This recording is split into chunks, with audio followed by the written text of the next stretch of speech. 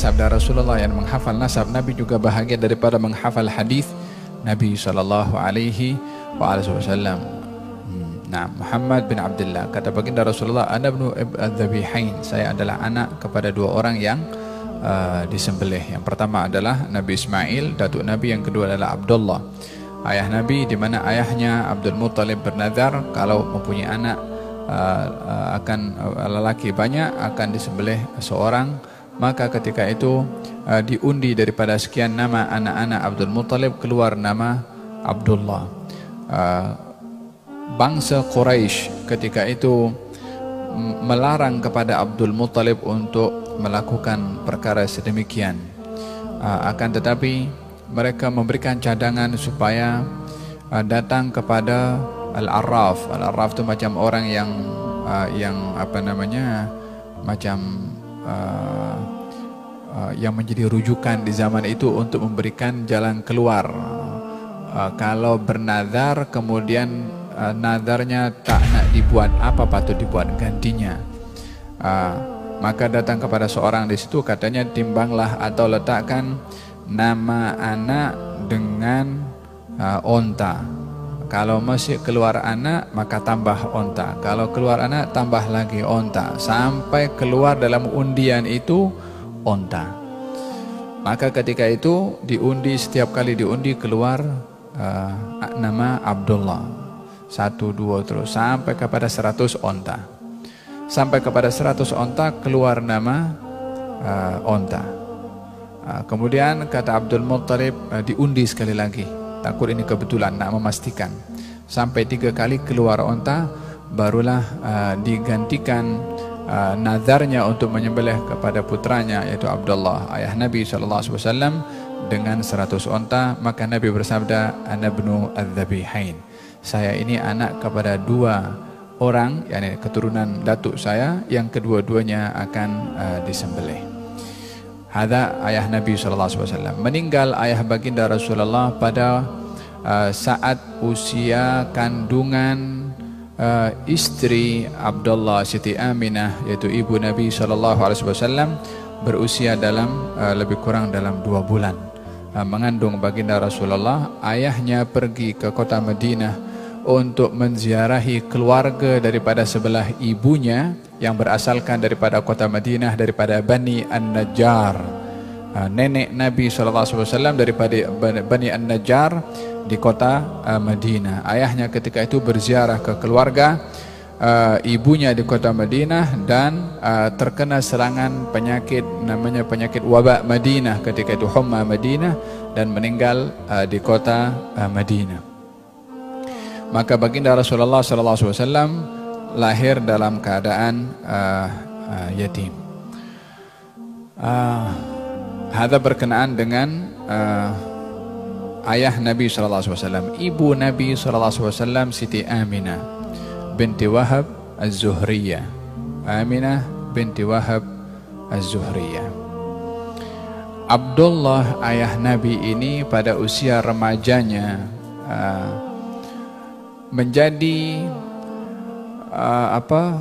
harapan kepada ramai kaum wanita untuk dinikahi olehnya, disebabkan oleh kerana daripada segi keturunannya, daripada keturunan yang baik, dan dari segi daripada keluarga yang mulia, maka dan juga mempunyai wajah yang yang indah dan handsome. Kemudian satu hari lalu di sebuah satu rumah, yang rumah itu didiami oleh seorang wanita bangsa Yahudiyah. Didiami oleh seorang wanita bangsa Yahudiyah. Waktu itu di kota Mekah. Dan kita sedar bahwa kita tahu dari sini bahwasanya kaum Yahudi pun ada berpecah di mana-mana, termasuk di Madinah dan juga termasuk di Mekah pada ketika itu. Tapi jumlahnya sangat sedikit sekali. Kata perempuan Yahudiyah itu mengatakan kepada Abdullah ketika lalu di hadapan rumahnya, wahai Abdullah, yakni maaf cakap, diajak untuk berbuat perkara yang hina, yakni untuk diajak untuk berzina. Katanya, berbuatlah kamu begitu kepada aku berikan kepada kamu 100 onta seperti mana ayah kamu dahulu memberikan 100 onta untuk menyelamatkan kamu. yakni ayah kamu dahulu sedekahkan 100 onta nak selamatkan kamu, kamu berbuat itu kepada aku bagi kepada kamu 100 onta. Kemudian Abdullah mengatakan, ammal haram fal mamatu dunahu. Untuk melakukan perkara yang haram, aku sanggup mati. yakni untuk mengelak untuk mengelak daripada berbuat yang haram, aku sanggup mati. yakni lebih baik aku mati berbandingkan berbuat perkara yang haram yang kamu inginkan. Ammal haram fal mamatu dunahu. yakni adapun perkara haram yang kamu inginkan, aku rela mati. yakni kemudian tak dipedulikan. Setelah dibawa oleh ayahnya Abdullah untuk meminang kepada keluarga Siti Aminah, dan pinangan itu diterima dan pada akhirnya berkahwin. Setelah berkahwin Abdullah dengan Siti Aminah, Sayyidina Abdullah dengan Siti Aminah, ketika sudah berkahwin, kalau lalu di hadapan perempuan Yahudi itu, perempuan Yahudi tadi tak lagi menawarkan seperti mana yang sebelumnya. Kata Abdullah mengatakan kepada perempuan Yahudi itu, mengatakan, kenapa kali ini kamu tak panggil aku seperti mana sebelumnya? Katanya, dahulu kamu sebelum kahwin aku nampak cahaya pada dahimu, tapi sekarang cahaya itu dah tak ada lagi. Yang dimaksudkan adalah yang menyimpan atau yang tersimpan dalam sulbi Abdullah daripada Nabi SAW sudah berpindah kepada rahim Siti Aminah. Oleh sebab itu Yahudi itu dah lagi tawarkan. Yahudi itu nak bersama dengan Abdullah disebabkan oleh kerana dirinya nak mengandung janin seorang Nabi penutup kepada para anbiya. Tapi Allah tahu di mana akan meletakkan Nabi SAW pada rahim siapa, daripada keluarga siapa. Allahu ya'lamu haitsu yaj'alu risalatah. Allah tahu akan diletakkan kepada siapa risalah ini dan asal usul orang yang akan membawa risalah tersebut. Di dalam Al-Qur'anul Karim Allah berfirman, wa taqallubaka fis sajidin, wa taqallubaka fisajidin, dan perpindahan engkau wahai Rasulullah Muhammad pada golongan orang-orang yang sujud. yakni perpindahan daripada orang-orang yang sujud, daripada ayah daripada laki, sulbi lelaki kepada rahim perempuan, sulbi laki-laki rahim perempuan. Wa taqallubaka fisajidin, dan perpindahan kamu wahai Muhammad berada pada orang-orang yang sujud. Sayyidina Abdullah ibnu Abbas menafsirkan ayat ini bahwasanya tidak ada sulbi dan rahim yang menyimpan benih Nabi, kecuali sulbi dan rahim itu golongan orang-orang yang beribadat, yang bersujud kepada Allah Subhanahu wa ta'ala.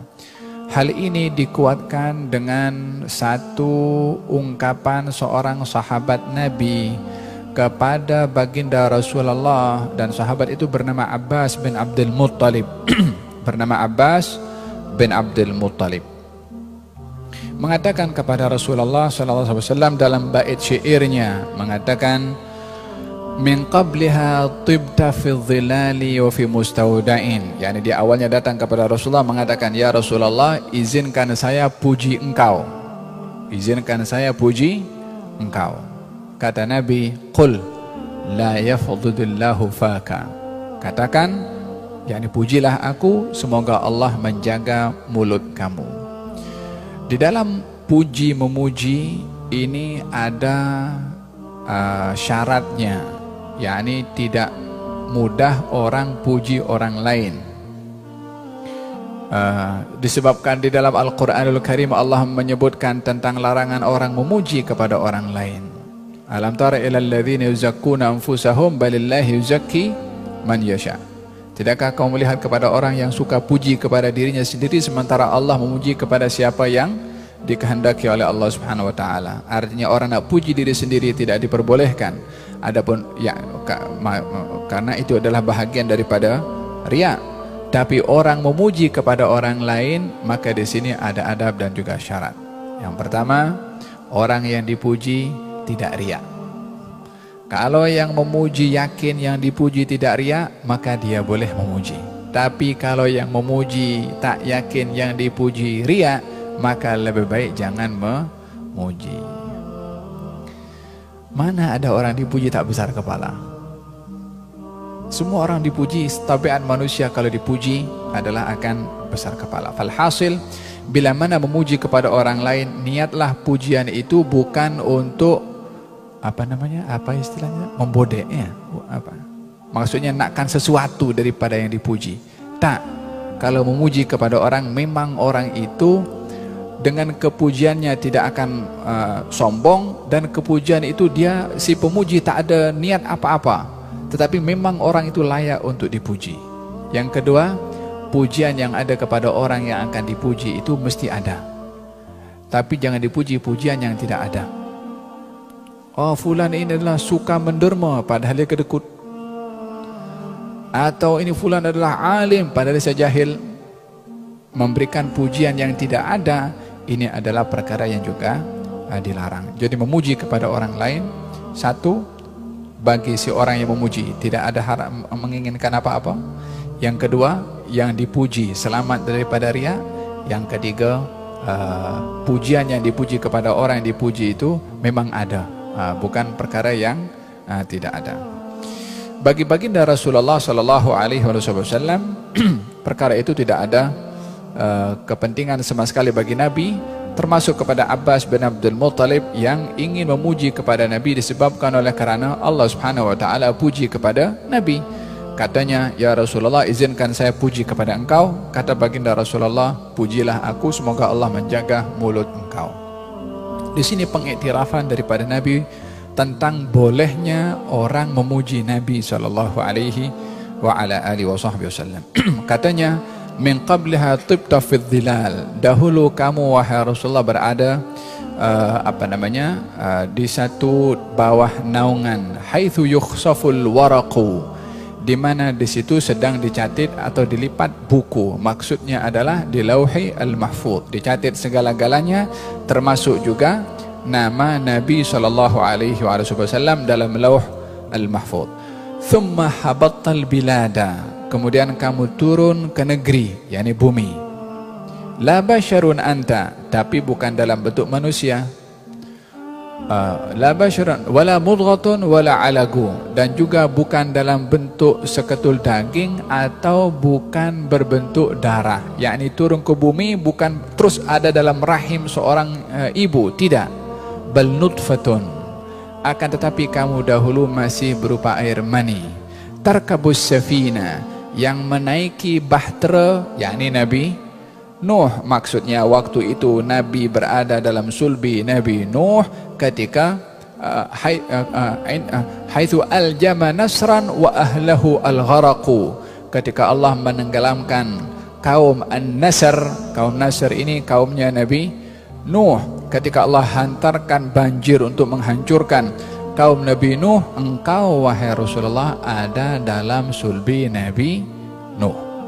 Kemudian wa anta fi sulbil khalili Ibrahim, dan engkau berada dalam sulbi Nabi Ibrahim. Hina qudhifa finnar, ketika dicampakkan ke dalam api Namrud. Ini perpindahan yang disebutkan oleh Abbas bin Abdul Muttalib daripada Lauhul Mahfuz, daripada sampai turun ke bumi berada dalam sulbi Nabi Nuh, tentunya sulbi Nabi Adam dulunya, kemudian Nabi Nuh, Nabi Ibrahim. Tungqalu min sulbin ila rahimin, kamu wahai Rasulullah berpindah daripada sulbi laki-laki kepada rahim perempuan, yakni yang mempunyai sifat yang sama kepada sulbi dan rahim laki-laki dan perempuan sebelumnya, yakni termasuk Nabi Nuh dan juga Nabi Ibrahim. Kemudian kamu dihimpunkan dalam kedua orang tuamu. Wa anta lamma wulidta asyraqatil ardu wa dha'at binurikal ufugu, dan kamu ketika dilahirkan wahai Rasulullah terpancarlah cahaya yang menerangi ufuk ini. Wa nahnu, dan kami setelah melihat kepada cahaya yang kau bawa ini, cahaya yang membawa hidayah, kami ikut di belakang panduan dan bimbingan cahaya Engkau. Ini ungkapan Abbas bin Abdul Muttalib. Tentang apa? Tentang sirah Nabi, maulid Nabi. Hanya namanya bukan maulid saja. Bukankah ini diceritakan daripada zaman Lauhul Mahfuz lagi diceritakan oleh Abbas bin Abdul Muttalib. Kemudian berada turun ke bumi dalam subi Nabi Ibrahim, subi Nabi Nuh, dan kemudian dipindahkan, dikisahkan oleh Abbas bin Abdul Muttalib dan sampai ke dua orang tua Nabi Muhammad sallallahu alaihi wasallam. Maka dengan demikian berbicara tentang nasab dan orang tua khususnya Nabi sallallahu alaihi wasallam hendaklah dilihat dan dipandang penuh dengan kehormatan disebabkan oleh karena mereka adalah orang tua Nabi Muhammad sallallahu alaihi wasallam. Memang kita tidak menafikan akan adanya hadis yang menceritakan tentang ayah Nabi sallallahu alaihi wasallam yang banyak diperbahaskan oleh sebahagian, yang ketika disoal tentang ayah Nabi SAW kemudian abuka wa abi finnar, yakni ayahmu dan ayahku di neraka. Hadis ini adalah bahagian daripada hadis yang menjadi perbincangan panjang lebar oleh para ulama, termasuk Al-Imam An-Nawawi atau Al-Imam As-Suyuti sendiri menuliskan 7 risalah tentang selamatnya ayah dan ibu Nabi sallallahu alaihi wasallam daripada hukuman Allah Subhanahu wa taala, dan juga menceritakan kalau mereka berdua adalah daripada golongan orang-orang yang beriman kepada Allah Subhanahu wa taala, disebabkan Allah Subhanahu wa taala berfirman, "Wa ma kunna mu'adzibina hatta nab'atsa rasula." Kami Allah tidak akan mengadab sesetengah kaum yang kami tidak utuskan pada kaum itu seorang rasul. Sementara Nabi itu dilahirkan, ayahnya sudah meninggal dunia, umur 6 tahun ibunya meninggal dunia, yakni belum lagi diangkat menjadi Nabi. Bagaimana akan diazab oleh Allah Subhanahu wa taala golongan yang tidak ada Nabi pada zaman itu? Lebih-lebih lagi kedua orang tua itu adalah sebab lahirnya Nabi Muhammad sallallahu alaihi wa ala alihi wa sahbihi wasallam. Nabi sallallahu alaihi wasallam pernah mengingatkan kepada para as-sahabah untuk tidak menghina kepada seorang bernama Ikrimah. Ikrimah ini anaknya Abu Jahal. Abu Jahal ini adalah orang yang paling jahat kepada Nabi SAW, sampai Nabi bersabda, Fir'aun aku lebih teruk daripada Fir'aunnya Musa. Fir'aun dimaksudkan di sini adalah Abu Jahal karena terlalu memusuhi kepada baginda Rasulullah SAW. Ikrimah waktu itu ada hasrat minat untuk memeluk kepada agama Islam. Kata Nabi, Ikrimah ini ada kecenderungan kepada al-Islam. Kalau dia datang, kamu jangan hina dia dengan menyebutkan keburukan bapaknya.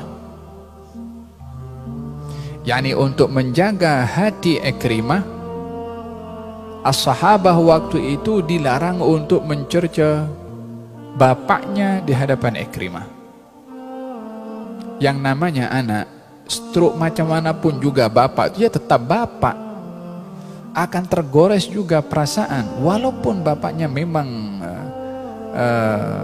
seorang kejam kepada Nabi SAW, tapi untuk menjaga hati perasaan Ikrimah dalam minatnya kepada agama al-Islam, maka Nabi melarang kepada as-sahabah untuk menghina bapaknya di hadapan Ikrimah. Yakni kalau Nabi ajar kepada as-sahabah menjaga perasaan satu orang sahabat untuk tidak menghina bapaknya di hadapannya, walaupun memang bapaknya adalah seorang yang amat memusuhi kepada Rasulullah, lalu kalau ayah Nabi bagaimana? Kita tak perlu jaga perasaan Nabi?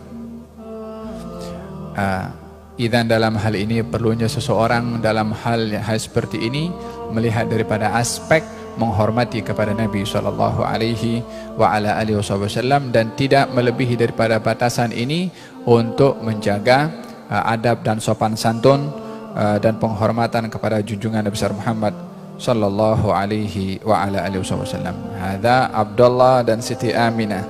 Allah, banyak saya nak cerita ini. Abdullah bin Abdul Muttalib. Abdul Muttalib. Abdul Muttalib ini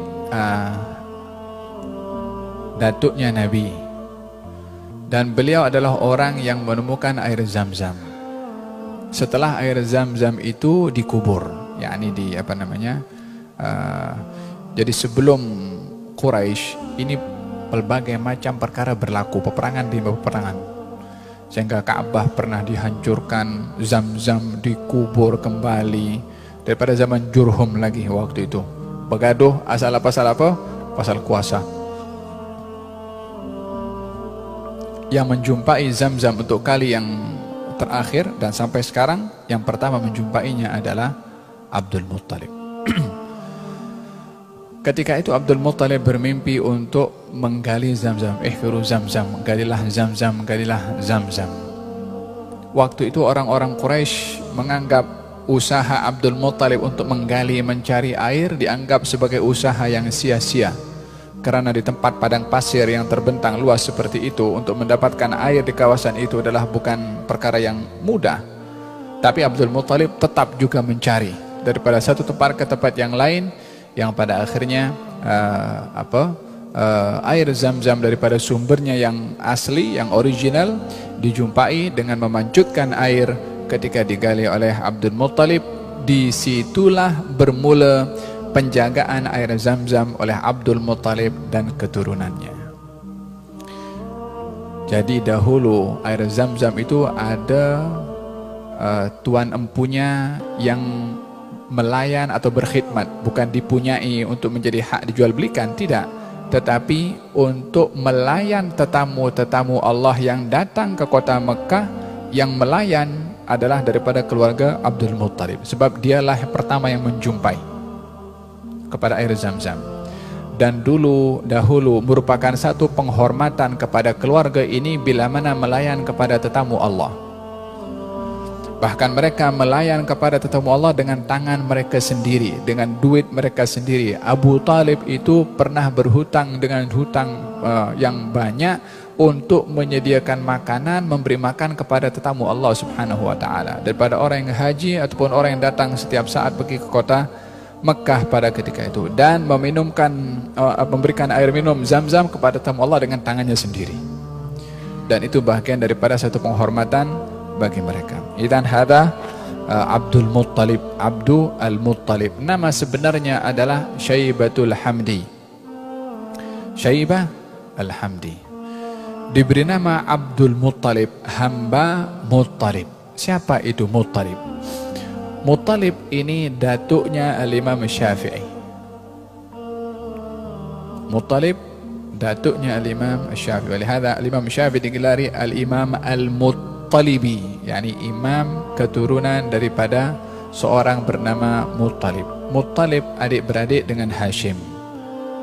Hashim bin Abdi Manaf, Muttalib bin Abdi Manaf.